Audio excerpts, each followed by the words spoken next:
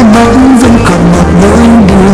Giọt nước mắt ngày ngày yêu thương nhưng trong anh vẫn còn. Nhìn em khóc sao trong lòng anh càng thêm đau nhói. Người đã nói ở cạnh anh sẽ mãi không bao giờ xa, luôn kề bên những lúc vui hay buồn có nhau. Nhưng giờ đây em đã nỡ quên bao câu thề, bỏ lại anh ôm bao yêu thương và nhớ thương em nhiều. Cầu mong sao để thời gian sẽ mau quên chưa về đây, giang vòng tay anh ôm lấy em thêm lần cuối thôi. Cho dù ngày mai ai đó chẳng yêu em thật lòng thì em hãy cứ bước quay về với anh.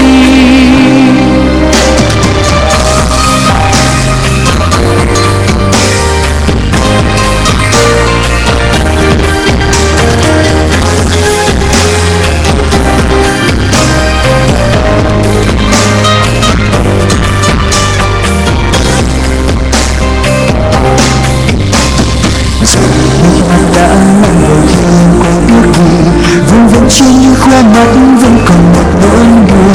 Giọt nước mắt ngày ngày yêu thương nhưng trong anh vẫn còn. Nhìn em khóc sao trong lòng anh càng thêm đau nhói. Người đã nói ở cạnh anh sẽ mãi không bao giờ xa, luôn kề bên những lúc vui hay buồn có nhau. Nhưng giờ đây em đã nỡ quên bao câu thề, bỏ lại anh ôm bao yêu thương và nhớ thương em nhiều.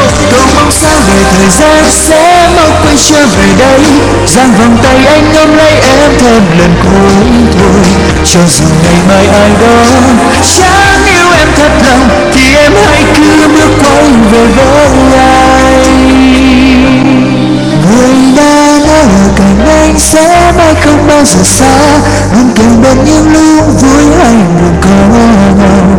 Nhưng giờ đây sao em nỡ quên bao câu thề, bỏ lại anh ôm bao yêu thương và nhớ thương em nhiều.